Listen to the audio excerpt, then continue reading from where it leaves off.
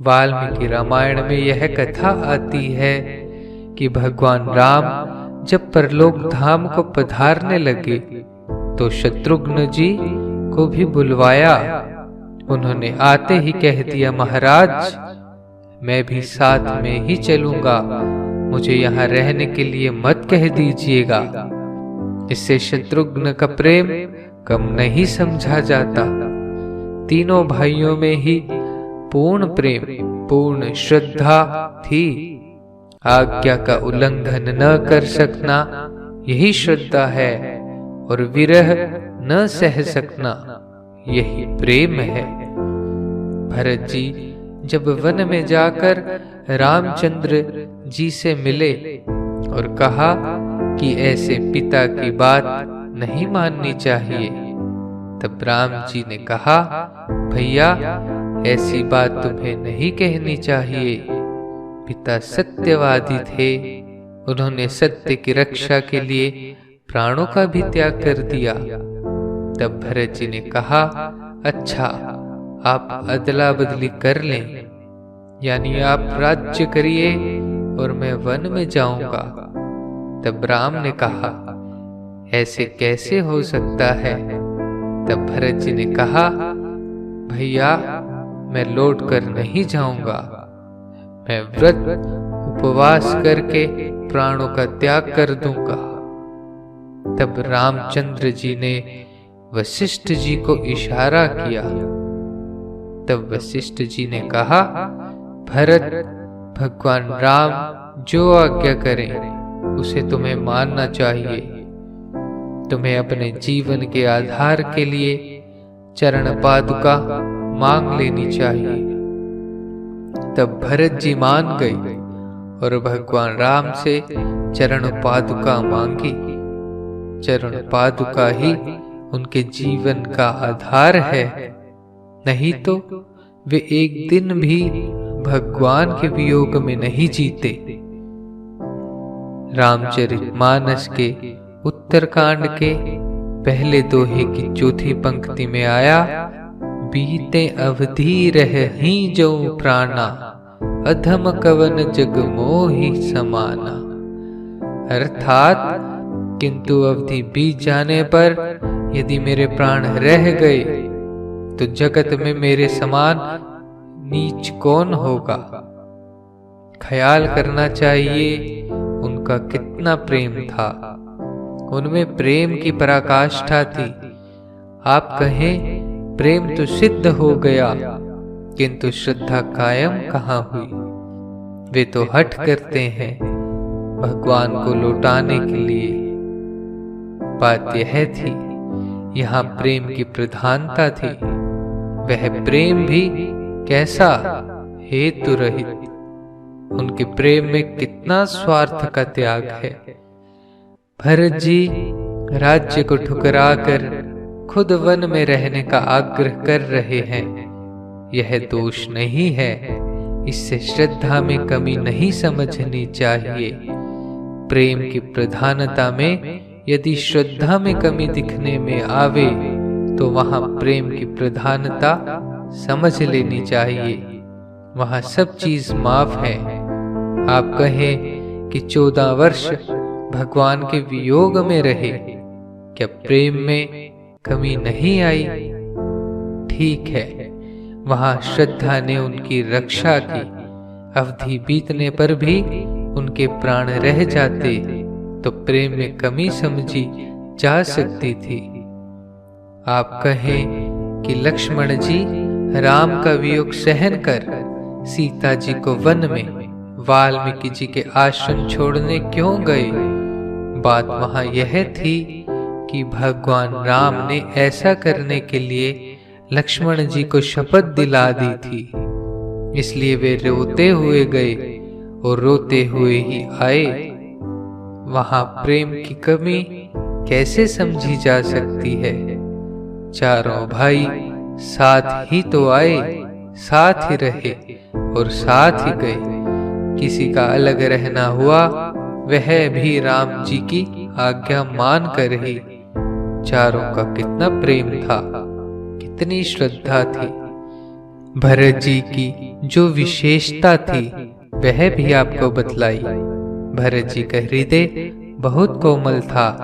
भगवान राम के वनवास के 14 वर्ष बाद वापस लौट आने पर किसी भी रामायण में यह बात नहीं आती कि वे भगवान को छोड़कर कहीं गए हों।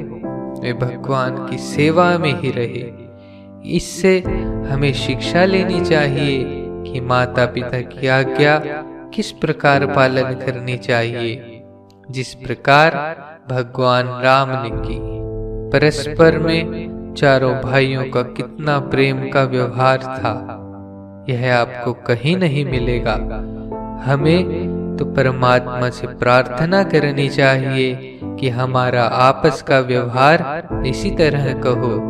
धन्य है उनके माता पिता जिनका व्यवहार शतांश में भी ऐसा है।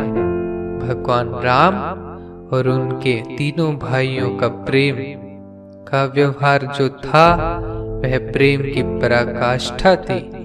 हम भी चाहें और चेष्टा करें तो भगवान की कृपा से ऐसा व्यवहार कर सकते हैं। जो उत्तम आचरण है, ईश्वर की भक्ति है, वह सहज में ही हो सकती है। इस धारणा से वह सहज हो जाएगी। निराश हो जाएंगे तो कठिन हो जाएगी। ऐसे ही जितने दुराचार हैं, हम जोश रखें तो निकल जाएंगे और निराश हो जाएंगे तो उन्हें रहने का स्थान मिल जाएगा। दुर्गुण दुराचारों का तो त्याग करता रहे, उन्हें हटाना चाहेंगे तो हट जाएंगे। उन्हें हराकर निकालना कुछ भी बड़ी बात नहीं समझे। सद्गुण सदाचार ईश्वर की भक्ति के लिए समझे। इस सद्गुण सदाचार के अपने में न होने का कारण क्या है, पता करें। तीसरी बात है, आत्मा सत्य संकल्प है। हम जिस प्रकार की धारणा करेंगे वह सत्य ही होगी। सब में गुण ही देखें, सबको अच्छी वृत्ति से देखें। इससे परस्पर में श्रद्धा प्रेम बढ़ेगा, अच्छा भाव होगा तो बात खुलकर होगी। एक दूसरे को देखकर मुग्ध होंगे। यह वृत्ति अच्छे वातावरण को पैदा करने वाली है। सच्चिदानंद भगवान की तो प्रत्यक्ष की ज्यों जागृति और जो कुछ दिखता है उसका अभाव देखें। चेतना, विज्ञान और आनंद, इनका प्रत्यक्ष अनुभव करना और जो कुछ है उसे कुछ ही नहीं देखना। इस प्रकार हर एक कार्य को ठीक समझकर अभ्यास करना।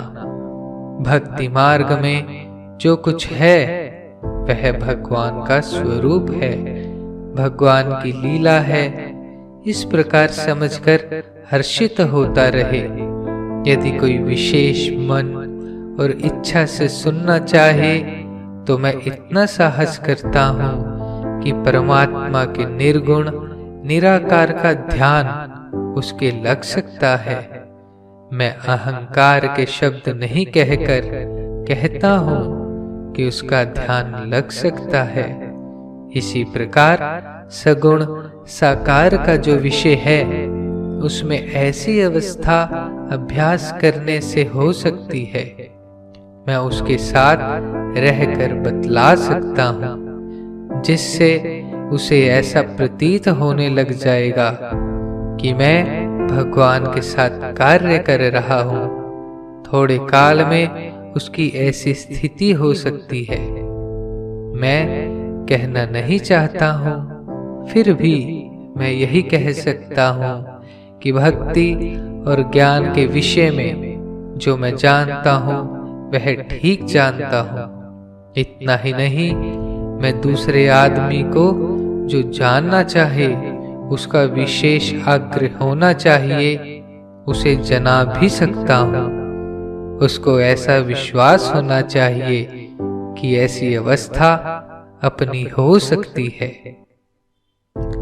ध्यान के विषय में जैसा वह पात्र हो, साकार या निराकार का, वह इस बात को विशेष करे तो जिसका बहुत ही कम ध्यान लगता हो वह यह समझे कि ये ध्यान लगवा सकते हैं तो उसका ध्यान लग सकता है। मैं ध्यान लगवा सकता हूँ, एक शब्द भगवान को बर्दाश्त नहीं है। कोई भी न्याय विरुद्ध बात हो, भगवान सुनना नहीं चाहते। मैं मेरे में दूसरे की ऐसी आशा में आरोप भी नहीं करने देता हूँ। इतनी गुंजाइश तो देता हूँ कि मेरे में इतनी योग्यता नहीं है, किंतु दूसरा आदमी ऐसी धारणा करे तो वह लाभ उठा सकता है। परमात्मा की प्राप्ति मैं करवा सकता हूँ, यह तो अधिकार मैं नहीं समझता हूँ, किंतु उस धारणा करने वाले का ध्यान लगवा देना, उसे ऊंचे साधन में स्थित कर देना, यह मैं कठिन नहीं समझता हूँ। शास्त्रों में और लोक में जो चमत्कार की कथा आती है, जैसे नरोत्तम ब्राह्मण की कथा में चमत्कार की बात आती है कि उसकी धोती आकाश में बिना पकड़े ही सूख जाती थी। इन बातों को मैं इतनी दामी नहीं समझता हूँ, फिर यह शास्त्रों में क्यों दिखलाई? इसका कारण है कि नरोत्तम ब्राह्मण उस चमत्कार को ही महत्व देता था। आध्यात्मिक दृष्टि से वह मूल्यवान नहीं है। परमात्मा विषय की चमत्कारी बातें ही मूल्यवान हैं। मैं इस मकान को 2 हाथ ऊंचा उठा दूं, इस चमत्कार से क्या लाभ होगा? यह काम तो राक्षस भी कर सकते हैं। हाँ, यह अद्भुत सी बात देखकर लोगों की श्रद्धा हो जाए, यह बात तो थोड़ी सी ही हो सकती है, किंतु कोई अध्यात्म मार्ग में आगे बढ़कर परमात्मा को प्राप्त हो जाए तो उसका जीवन सफल हो सकता है। कोई बाजीगर अद्भुत तमाशा दिखावे, उससे हमको क्या लाभ हुआ? जैसे 1 किलो अनाज से 50 आदमियों को भोजन करा दिया, फिर भी वह 1 किलो ही रह गया। इस चमत्कार से क्या लाभ हुआ? भोजन तो 50 आदमियों को 50 रुपए से कराया जा सकता है। ऐसी चमत्कारी बातें सीखकर मनुष्य जन्म नष्ट करना है। आध्यात्मिक विषय की चमत्कारी बातें ही असली चमत्कारी है। जैसे सिद्धियों को महत्व की चीज नहीं बताते, उसी तरह की यह चीज है। परमार्थ के मार्ग में हम लोग सिद्धियों को बाधक मानते ही हैं। ऐसी ऐसी बातें हैं जिनके सुनने से भाव बदल जाना चाहिए। सुनकर भाव न बदलने में क्या हेतु है, यह समझ में नहीं आती है। यह बात कहने पर सुनने वालों का भाव परिवर्तन नहीं होता है, तो उसके आगे की बात कहने की कैसे हिम्मत हो? इसलिए न्याय आकर प्राप्त होता है कि आप यदि मानो तो आपकी स्थिति हो सकती है। मैं तो वास्तव में ऐसा नहीं हूँ।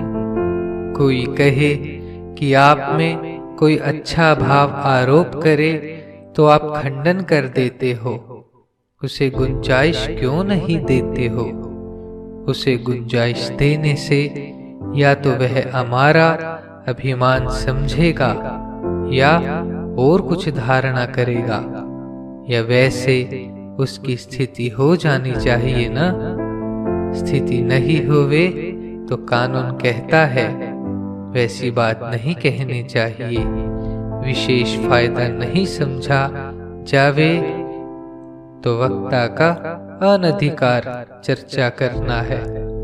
पहले यह बात कही कि साधक विश्वास करे तो हो। इससे यह प्रश्न हो सकता है कि स्वभाव सिद्ध बात है या साधक का विश्वास बीज है। इसमें दो ही बातें हैं। मुझे तो यह मानना चाहिए उसकी श्रद्धा ही फलीभूत होती है। साधक को यह मानना चाहिए स्वभाव सिद्ध चीज है। साधक अपने साधन काल का फल मानने लगे तो उसकी श्रद्धा कायम नहीं रहेगी। यह मानने लगे कि मेरे प्रभाव से ध्यान लगता है तो मेरा प्रभाव कायम नहीं रहेगा। इसलिए मेरा मानना तो यही होना चाहिए, उसकी मान्यता वही होनी चाहिए। यह सब बात न्याय की कसौटी पर चलो तो लाभ की है, शास्त्र की कसौटी पर चलो तो शास्त्र की, परमार्थ की कसौटी पर चलो तो परमार्थ की है। सभ्यता के ऊपर लावे तो सभ्यता में कमी है। आपका जो कर्तव्य बताते हैं वह सभ्यता में कमी है। निरपेक्षता से, न्याय से कहे तो वह बात ठीक है। न्याय होता हुआ भी वक्ता के द्वारा वक्ता की प्रशंसा हो, वह न्याय नहीं है। अपना यही सिद्धांत रहना चाहिए, जो होता है वह ठीक होता है। करे तो वह विचार कर करे, होवे तो उसे ठीक माने। अपने स्वाधीन करना है उसे ठीक करे, भगवान की आज्ञा के माफिक करे। होता है वह ठीक होता है, भगवान की मर्जी के माफिक होता है। नारायण नारायण नारायण श्रीमन नारायण नारायण नारायण नारायण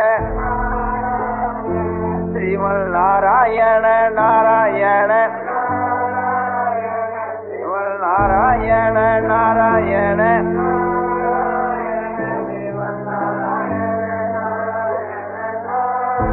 आनंदमय आनंदमय आनंदमय आनंदमय पूर्णानंद पूर्णानंद अपारानंद शांतानंद घनानंद अचलानंद ध्रुवानंद नित्यानंद बोधस्वरूपानंद ज्ञानस्वरूपानंद आनंदी आनंद आनंदी आनंद आनंदी आनंद शांति शांति शांति।